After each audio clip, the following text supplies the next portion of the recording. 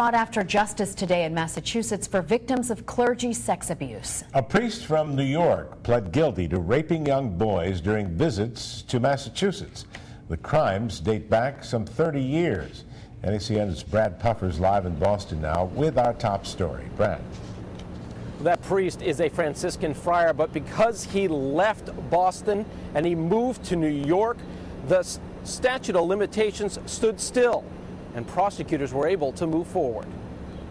He is Father Frank Genevieve, a 51-year-old New York priest and Franciscan friar who is now admitted to raping 3 boys in Boston 30 years ago.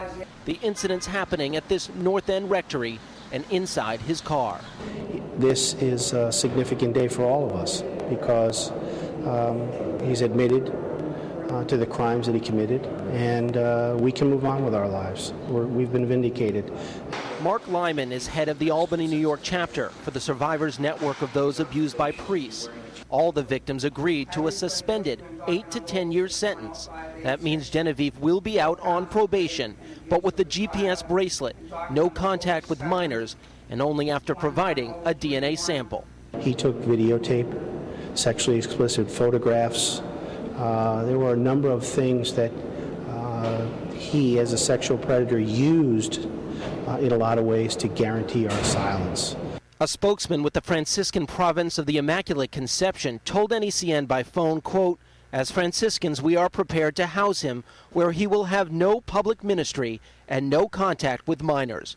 We extend our prayers to all those concerned." Massachusetts authorities were able to prosecute and reach an agreement because the statute of limitations had stopped when Genevieve moved to New York. He had met the boys in a Troy, New York parish, taking them on multiple field trips to Boston. Lyman is convinced there are many more victims. We know 8 total, there's a very strong possibility that there are dozens of men out there who were sexually abused by this priest as boys.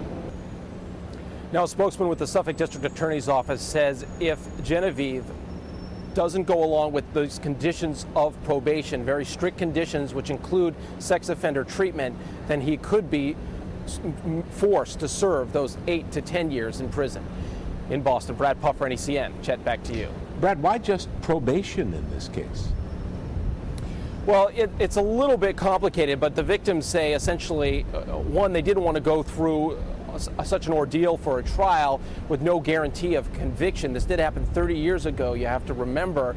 And at the same time, they say the probation serves the purpose, keeps him away from minors, and they believe will prevent him from abusing other children in the future. Chet. All right, thanks. Brad Puffer reporting from Boston.